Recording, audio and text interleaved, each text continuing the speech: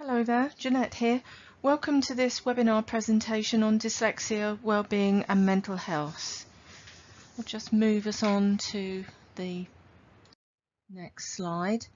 So just starting off with saying that every brain is different and each and every person is an individual regardless of whether they have dyslexia or not. Also, it's important to note that the dyslexic individual will usually have a combination of challenges and strengths which are unique to them. So I know that we covered this in the session the other day, but this is, I suppose, really look on this as a recap or refresher.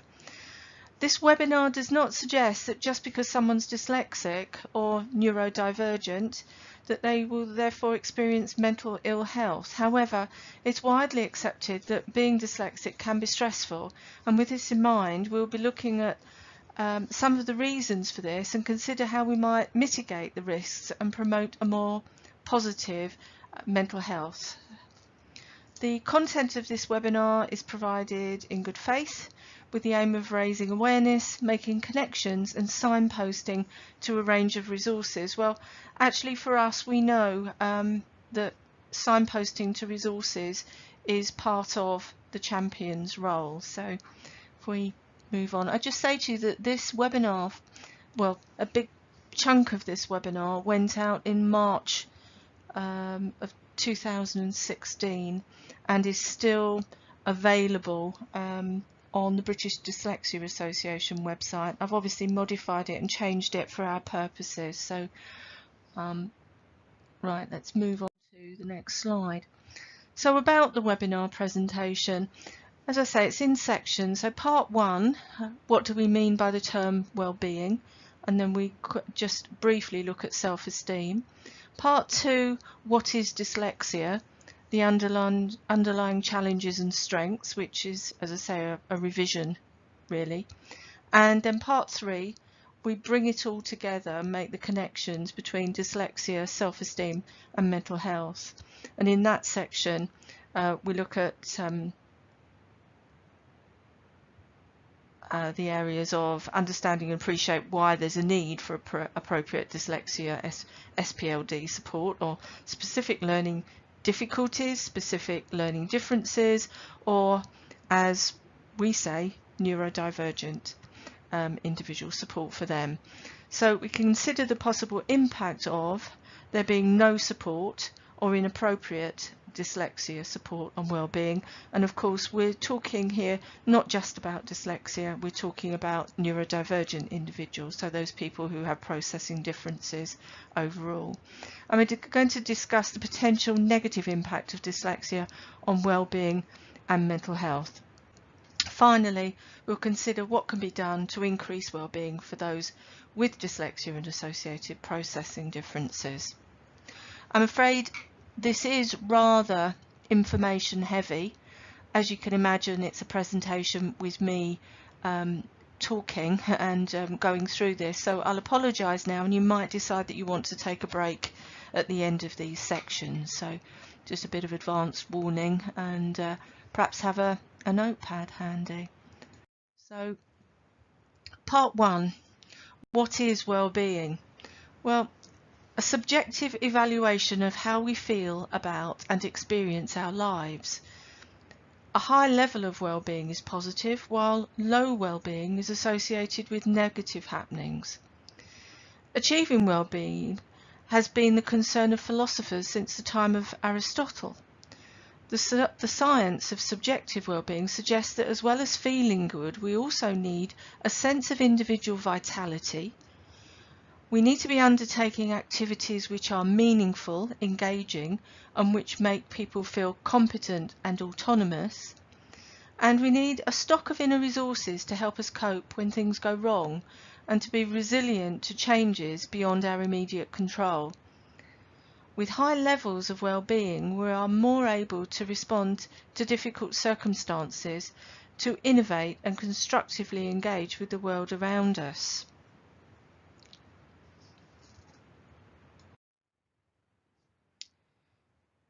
Wealthy and successful, people may some people believe that well-being is associated with being wealthy or being successful.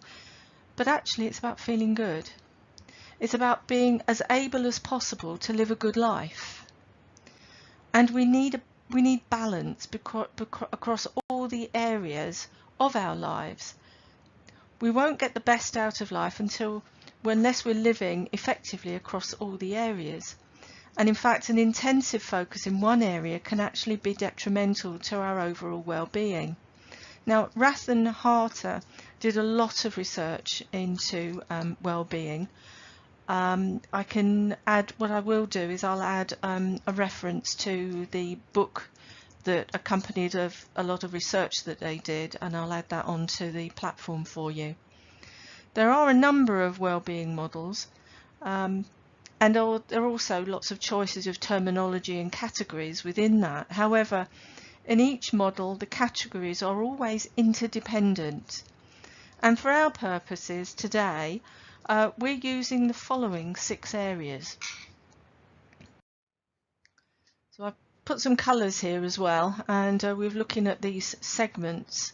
So for our purposes today, our circle of well-being looks like this. We'll start here with career well-being, and it really means it's about enjoying what we do on a day-to-day basis. If we look up in the Oxford English Dictionary, their definition of career is a person's course or progress through life, or a distinct portion of life. It really means what we do every day, whether that's work or school, college, university, or volunteering. It's what we spend our time doing that shapes our identity.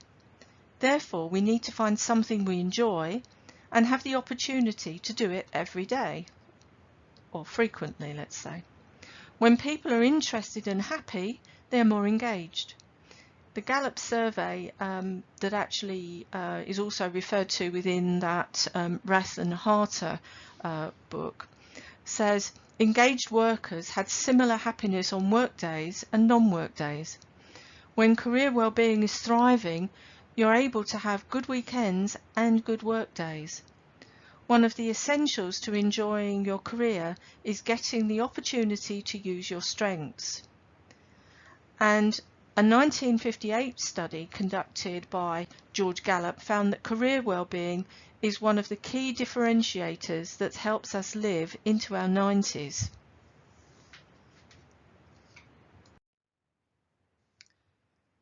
The next section is social well-being. This is about having strong relationships and love. It's about connection with family, friends, work colleagues. It's about sharing memorable and meaningful events. Relationships shape our expectations, our desires, and our goals. Having direct, frequent social contact with someone who has high well-being dramatically boosts your chances of being happy, say Rath and Harter. So this means that your choice of partner, your choice of friends actually impacts on your well-being. And your social well-being and these connections help you get through the tough times. People with thriving social well-being average 6 hours of communication each day. So that could be emails, it could be phone calls, it could be face-to-face. It's that connection, however it comes about. Physical well-being. That's about good health. It's enough energy to get things done on a daily basis. It's about being active, it's about eating well, it's about hygiene, and it's about warmth and shelter. It's also about getting enough sleep, because we learn and make connections more effectively when we sleep, and it helps the brain catalogue what we've learned each day. Now, financial well-being. This is about having enough money to provide you with your basic needs for living. Or it might not necessarily be the money, it might be direct access to these resources. So obviously not on a general basis, but there are people who use barter systems, that kind of thing. But it's actually having the things that we need on a day-to-day basis. So not actually, the main focus doesn't necessarily have to be on money, it's what the money can provide for you. So it's about managing your economic life effectively, about being financially secure. It's about spending money wisely. The perception that you have enough money to do what you want to has 3 times the impact on your overall well-being than your actual income. It's about a lack of worry. So it's not about having the money, it's about the perception of having enough money. So if your daily work is fulfilling and your relationships are strong, you are substantially less likely to get caught up in the comparison dilemma, and you won't be tempted to keep up with the proverbial Joneses. So there might not be this need for the competitive of what your neighbour's got, I've got to race to keep up with them. So it's not necessarily about the money, as it were. So community well-being. This is a much wider view on well-being. This is about engagement. It's about contribution. It's about feeling able and prepared to have your say, taking notice and taking interest in things. And it could be in anything. It could be a cross-section of things. But for example, it could be the environment, the safety of the air we breathe, the water we drink.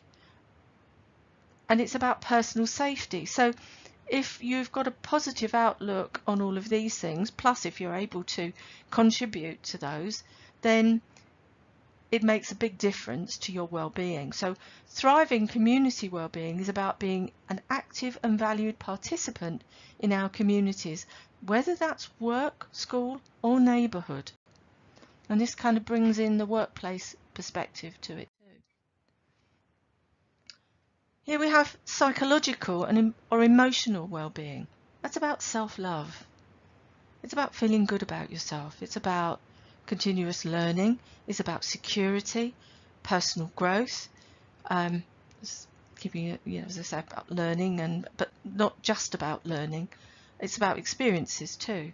It's about having a direction, spirituality, a sense of connection with something bigger than ourselves. It's about helping others, which gives us an emotional boost, confidence, self-respect. It's about having a generally positive attitude, and it's about having congruent lifestyle choices.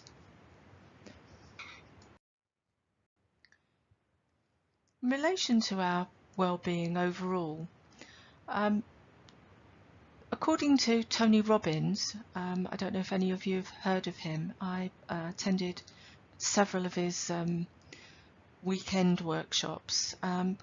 He talks about 6 basic human needs, and I quite often refer to these, and they are the need for us to have certainty and comfort in our lives, a feeling of being in control, uncertainty and variety. That's, we all like excitement and surprises, those ones we actually want, of course.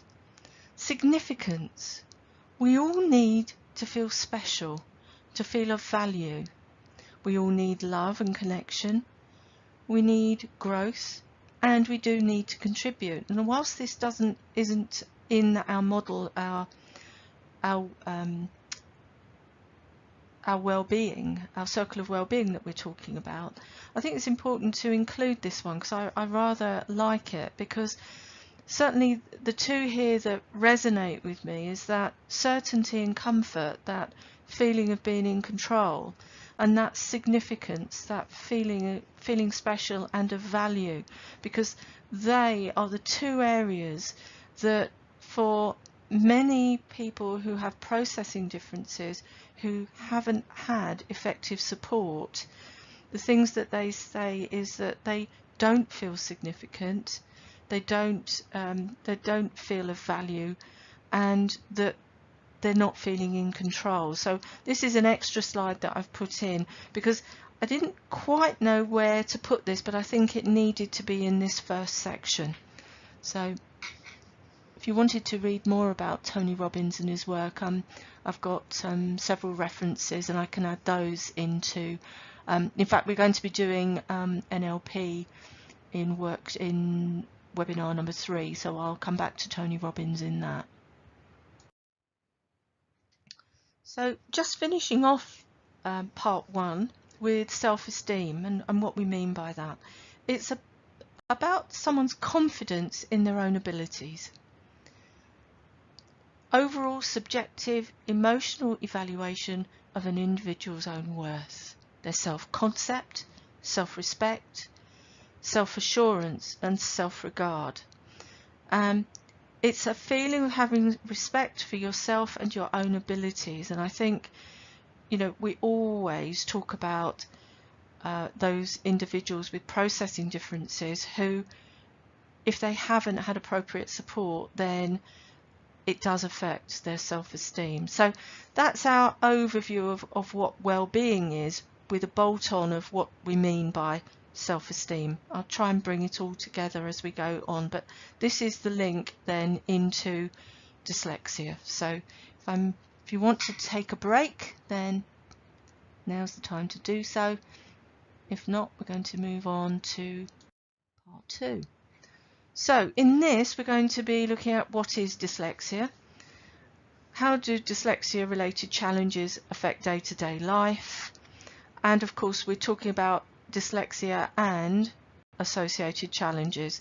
And we're going to briefly look at it in relation to school, workplace, home and leisure, because although we are dyslexia champions in a workplace context, of course with dyslexia champions overall people will start to know about what we do.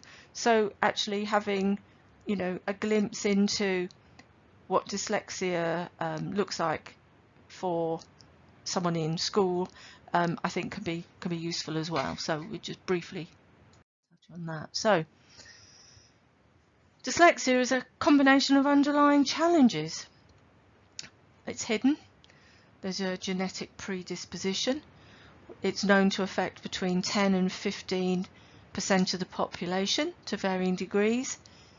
It's something that affects people 24/7. It's not just workplace, it's not just school, it's life. It's much misunderstood. There are varying degrees of severity. There's comorbidity, which means that it overlaps with other processing differences, and it is covered under the Equality Act 2010. However, always be clear that most of these individuals where there's been a genetic predisposition also have great strengths, and for these individuals it's usually highest amongst people with processing differences or neurodivergent individuals than when compared with the general population. We looked at this slide in the session, so starting at top left hand side about being practical and hands-on. The next one, the jigsaw puzzle, is problem solving. The one on the top right is about being creative. Then the light bulb, so it's about ideas. The one bottom right, that's about being good communicators when they feel confident to do so. The next one round with the cogs, it's about being innovative and coming up with new ideas. And the one on the left hand side is about big picture, being able to see the big picture on things.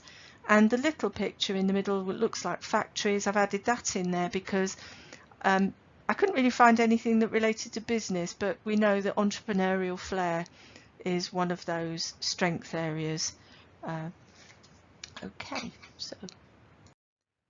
so some of the underlying challenges, and this isn't an exhaustive list, this is just some.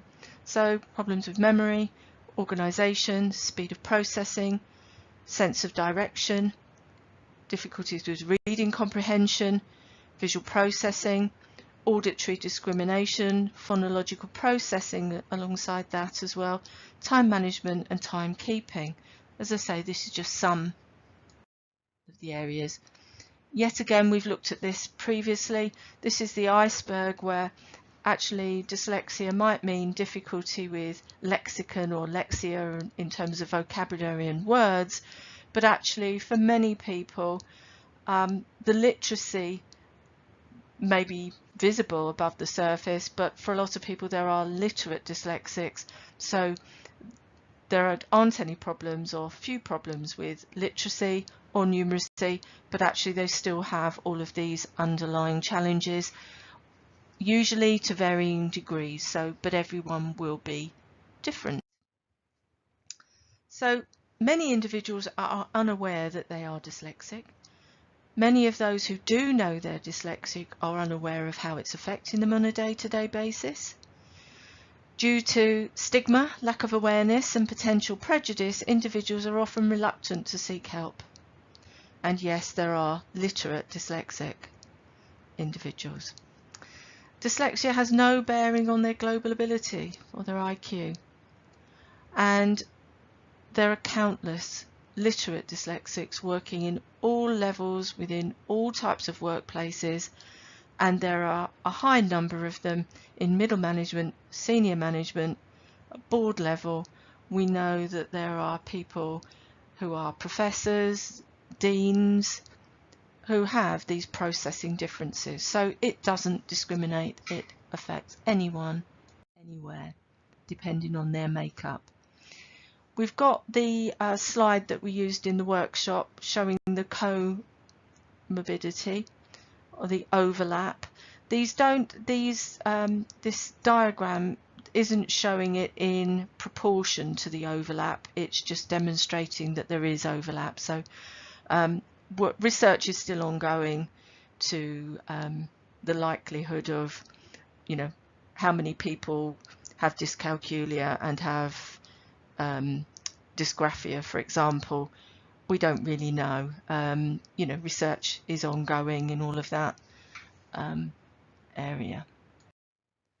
So the potential impact of dyslexia in childhood or at school is that they might be seen to have difficulties with reading, comprehension, handwriting, spelling, have difficulty with multiplication tables. That can be for a variety of reasons. It can be because of memory, but it could also be because of difficulty with sequence and order, and similarly because of that they can have problems with remembering days of the week, months of the year, time, etc. And of course, yes, we're talking about dyslexia, but also they may have problems with number, so they may, as a result of these underlying challenges, also have difficulties in relation to dyscalculia. It also means that they can have difficulty with communication, social interaction, retaining focus in a session in class, and attention difficulties. There may be behaviour issues, in which case they might be excluded. They may become withdrawn.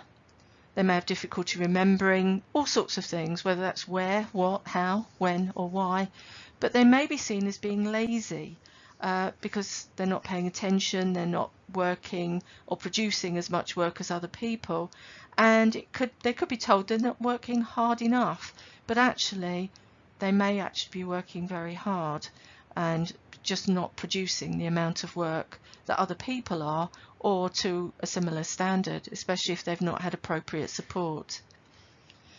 If you just bear in mind that up to the age of 7, the focus is on learning to read, and hopefully most children will have learnt to read by then, because after that the emphasis is on using reading to further their learning, and if they haven't acquired those skills, those literacy skills by then, actually they start to drop behind quite rapidly.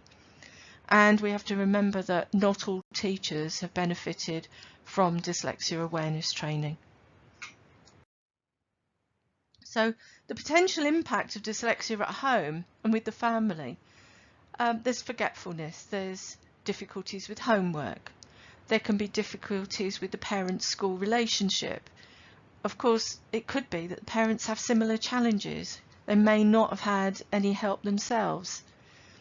There's sibling rivalry. I mean, obviously there's always sibling rivalry, but it could be that a younger child is actually racing ahead with their reading, and there's people can't understand why the older child maybe is having difficulties or reluctant to read, and that can cause problems between the siblings. It could be seen that they don't do what he or she has been asked to do. They may lose things, and if people don't understand, it could just come across as the fact that it just doesn't listen. So it can affect relationships.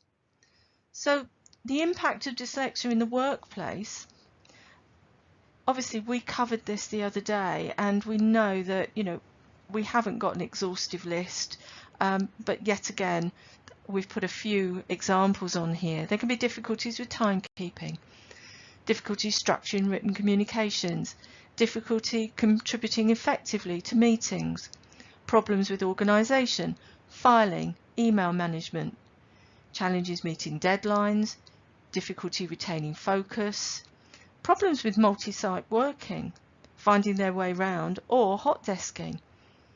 There can be overthinking, procrastination, reluctance to engage in something new, difficulties with diary management, relationship difficulties, and difficulty adapting to change. And of course, line managers often will not understand about processing differences.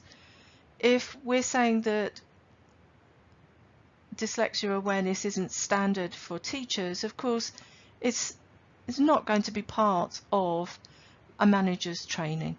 So they will see this as being a performance issue quite often. And so there's lots that can be done to raise awareness and hope eventually that people will think about processing differences as a reason for inconsistent performance. So the impact of dyslexia on leisure, etc., is it can affect people in their making friends and meeting people. Obviously there's a difficulty processing information, processing what people want to say, difficulty with background noise in the location that you could be meeting in, forgetting names. There's all sorts of things. It could be that the person doesn't plan, just goes along with what comes along, and quite often that happens because they're just trying to get by, and it's that processing and lack of planning, and they just go with the flow, as it were. They can forget important events. They can have difficulties with seemingly simple things like following a recipe, visiting a new place for the first time, riding a bike, especially if there's an overlap with dyspraxia. Dinghy sailing, I mean, that might seem a strange one to put there, but actually not knowing your left from your right, different terminology, dyspraxia, something seemingly quite simple when someone who has processing differences takes this on, can be a real challenge. So social events, dance classes, for example, following instructions. So, it can impact on all sorts of situations. So we're now at part 3. So yet again, if you want to take a break now, this might be a good time to do it. And here in part 3, what we're going to do is we're going to make the connections and bring everything together here. We're going to be looking at dyslexia, self-esteem and mental health. So far we've looked at well-being, we've looked at self-esteem, and we've looked at dyslexia and the co-occurring processing differences. So now we're going to be looking at the mental health aspect. So mental health is the emotional, easy for me to say, the emotional and spiritual resilience which allows us to enjoy life and survive pain, disappointment and sadness. is a positive sense of well-being and an underlying belief in our own and others' dignity and worth. And that's courtesy of Mental Health First Aid England.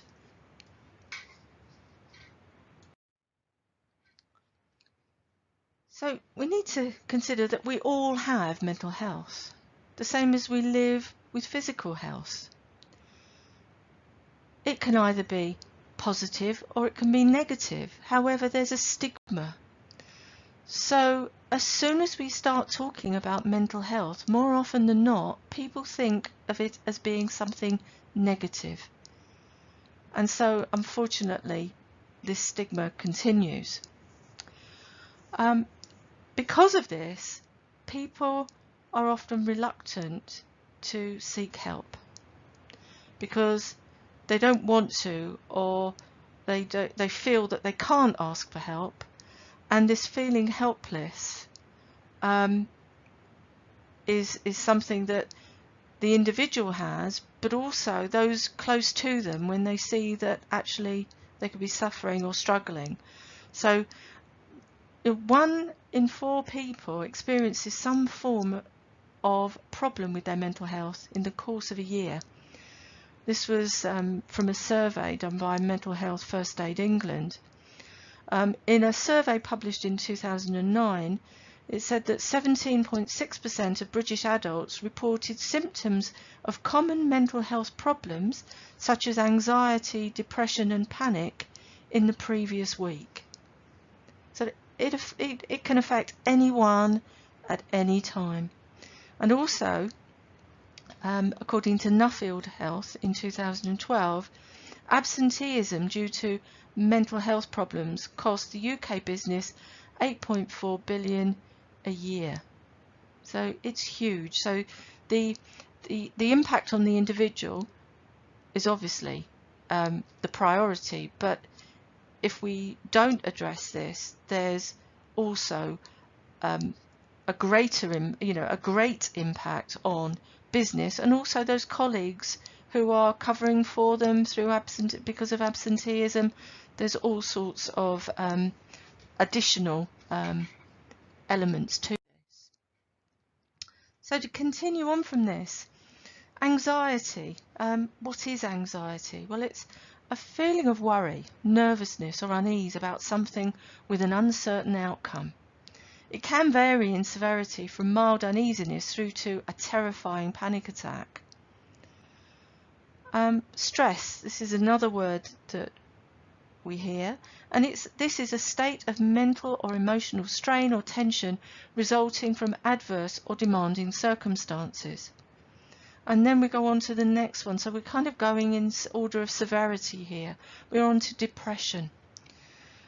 Mental Health First Aid England define it as a clinical depression is one that lasts for at least 2 weeks and affects the person's behaviour and has physical, emotional and cognitive effects. It also interferes with the ability to work and to have satisfying personal relationships. Now, that's not to say that anxiety is a bad thing, because actually the release of adrenaline that we get is useful. It's helped us in our survival. It's what helps us to do the fight or flight. It's about immediate reactions. It helps to focus our attention. But comes with it an increase in heart rate. And if this is continued over a period of time, then we start to feel the negative impact of it. And long-term anxiety and stress has a negative impact on physical health as well as mental health. Now, personal benchmarking. Now, benchmarking, the definition of it, is to evaluate something by comparison with a standard. And unfortunately, we tend to do this. We tend to benchmark ourselves against others at school, with our siblings, especially so during our teenage years, but at university and college about our performance, in our working life. We may even do it in our retirement, depending on what our leisure or recreation activities are. And of course, we could be doing that in our leisure time as well if we're very competitive. And if we feel that we're failing in these, in our personal benchmarking, it can have a negative impact on us.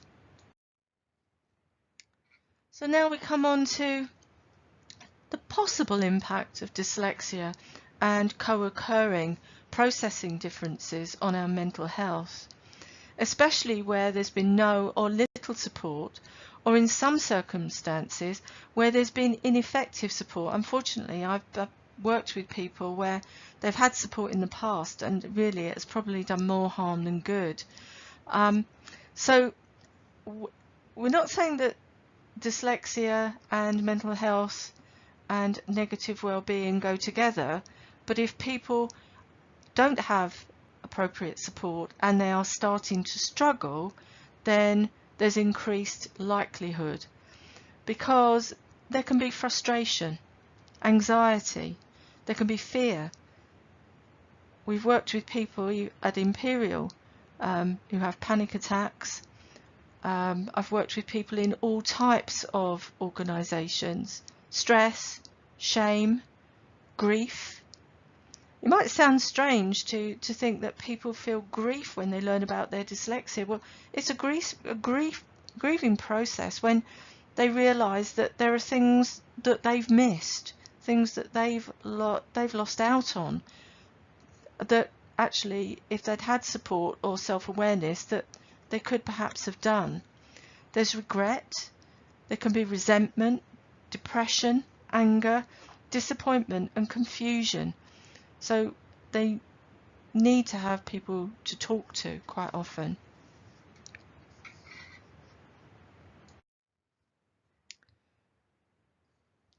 I rather like this. It says, the sad thing is nobody ever really knows how much anyone else is hurting. We could be standing next to somebody who is completely broken and we wouldn't even know it. It's estimated that we're all 20% more anxious, lonelier and more distressed than you think, and more unhappy than we appear. It may be fine to show positive emotions, but we're socialised to believe we shouldn't show how bad we feel. We are discouraged from being killjoys. We fall into the trap of believing the rest of the world is calmer, happier and more confident than we are. This is why it's so important to have people who will listen. So now, if we look at the potential negative impact of these processing differences on career well-being, if we don't have the opportunity to regularly do something we enjoy, whether for pay, passion or general interest, the chances of having high career well-being is diminished. School clock watching, the same as in the workplace, and waiting for the bell to ring for the end of the class day or the work day is indicative of being disengaged and underproductive. Once again, Gallup's survey showed that stress levels are higher for those who are disengaged at work.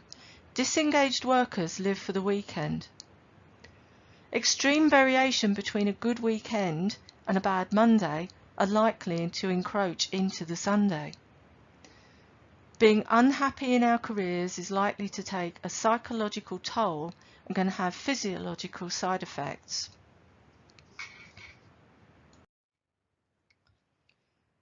Then we move on to the potential negative impact on our social well-being.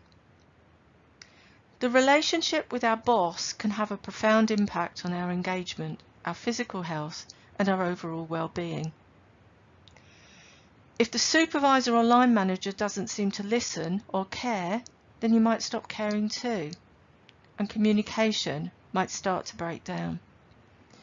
Difficulty fitting in social groups at work or in school can have a negative impact. Without a friend at school or work, It can be a lonely place. We can be so focused on surviving that it may be very difficult to relax and be ourselves. We may come across as being disinterested due to confidence and self-esteem issues. Of course, we're not saying this is going to happen definitely, but actually you can see, knowing about what dyslexia and processing differences how they can manifest and show in a person, how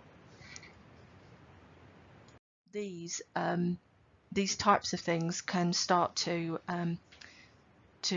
become, how would I put it, how these are potential negative impacts. So if we look at physical impact on well-being, we shouldn't forget that mind and body are self-dependent. So if something is not right in your mind, it affects the body.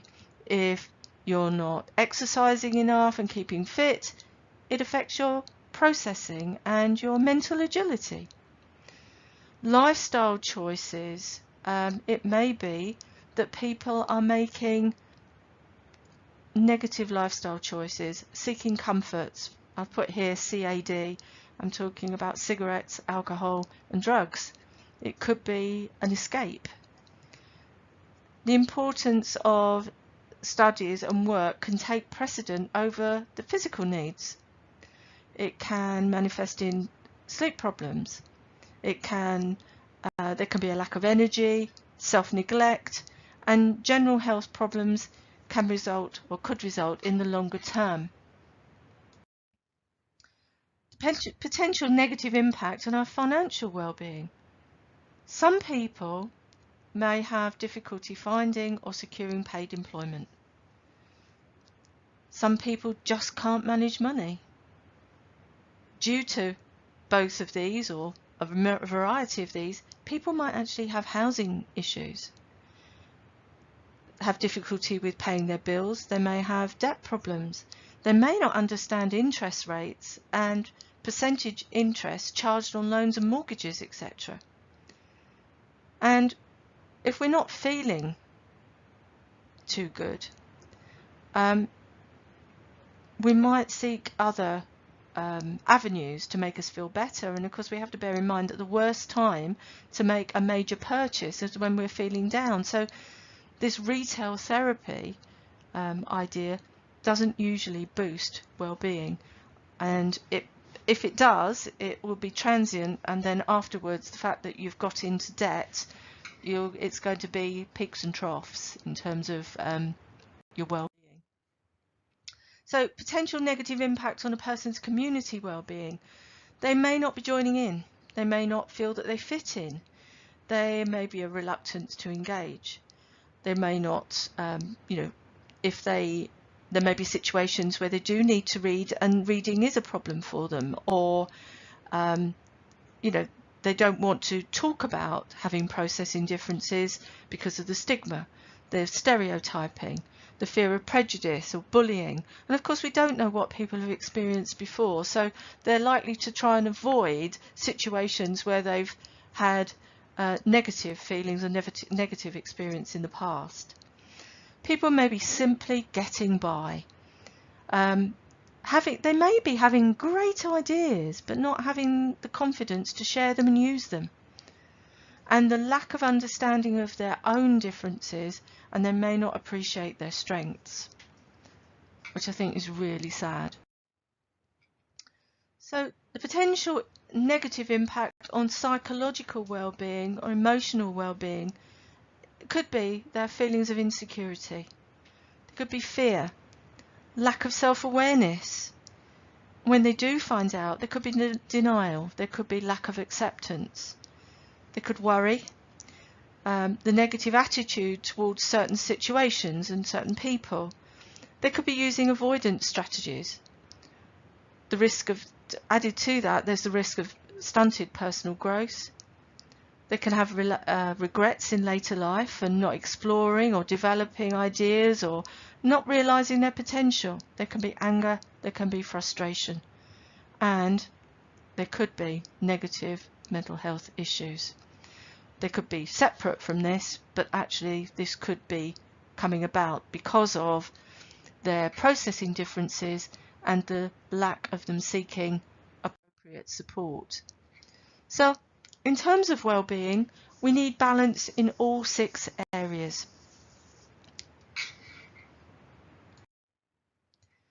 And we've all seen and heard of Maslow's hierarchy of needs, and it's used a lot, and I think sometimes it's overused, but I do like this particular diagram for all sorts of reasons. I like the colour, I like the images, but I think using this we can see that for a lot of people, if they have difficulties in relation to their neurodivergence, it could be that physiological needs are taken care of, which we hope, especially with the people that we're working with. They may have the security of body, employment, and feeling safe, and we hope that they're in they have friendship and family, and so they have the love and belonging. But for a lot of people where they've not had appropriate tailored support, it can affect their self-esteem, and for many of them, when we come to the top of this triangle, they haven't got to the self-actualization stage. There's probably a lot more that they can achieve, and hopefully when more people are able to access appropriate support, then they'll be able to reach their full potential. So the next steps: increasing well-being for individuals with processing differences is we need to raise awareness of neurodiversity, meaning that we all process information differently, and that there are approximately 18% of the population who are neurodivergent. So there are neurotypical at 82% and neurodivergent at approximately 18%.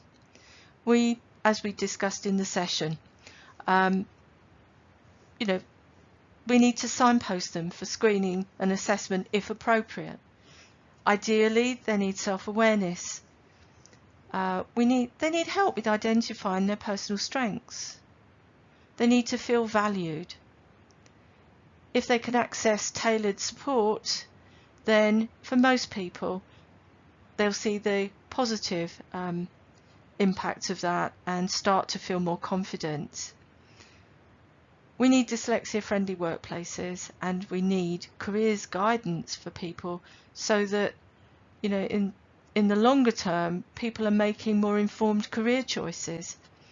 And something that you might consider in the future is if you're working or guiding these neurodivergent individuals, for your own CPD, you might want to read about mental health first aid, even if you don't decide to go forward and do the course.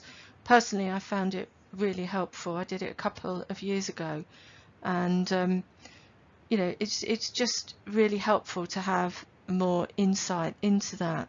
So these are the types of things that we can do to help and guide. Of course, it's important to bear in mind that not everyone will have problems. Many dyslexic individuals cope well, and they may have developed coping strategies from very early age which hold them in good stead for later life. And in fact, they're probably quite amazing individuals to have done that and got them to where they are now. It really does depend on how severe their challenges are. However, for those who do experience problems, no matter how old they are, it's important to give them your time, to listen to them, ensure they feel safe, focus on their individual needs. We shouldn't make assumptions. We should help them build resilience and signpost them to professional support. So, accessing proactive professional support at whatever age in life can mean a win-win for everyone concerned. whether it's the individual, whether it's family, teachers, school, college, university, friends and colleagues, workplace, business or community. So it's a win-win because it has a knock-on effect if we look at the circle of well-being. But there are 5 essentials for the individual. They need self-awareness. They need awareness of their own unique challenges and strengths. They need self-respect, pride and confidence in themselves. They need self-reliance, so effective tools and coping strategies. And self-confidence will come over time. But something that they really need is a safe and supportive environment.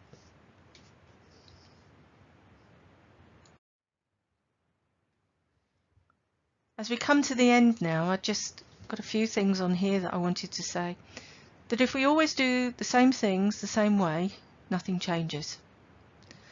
Society dictates what is expected of us, and there is pressure to conform. However, many individuals find it difficult to fit in. Fortunately, the following people had real tenacity and were able to acquire the right resources to help them succeed. I'm not going to read out this list because we touched on these the other day, but I think you'll agree that these dyslexic individuals have helped shape the world we live in today. We need increased awareness of dyslexia and associated processing differences, a greater understanding of what it actually means, and shake off the unfortunate and inaccurate stereotype. More people need to recognise there is untapped potential out there. Wrong spelling of there, sorry about that. And we need to be doing more to encourage and support the potential change makers of the future.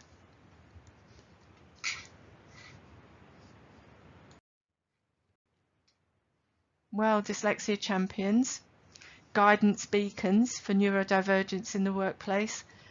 I hope you found some of that helpful. I'm sorry, it is rather a lot of me talking, and but I think you can see that there's not really any other way to get this across. So I hope you found it useful. I will be putting a feedback form up on the platform, and I'd be most grateful if you could come back to me on that. So it's bye for now from me, and if you've got any questions, please post them onto the wall, and if you want to contact me directly, you'll find my email address on the learning platform. So bye for now, and be speaking to you soon. Thank you. Bye.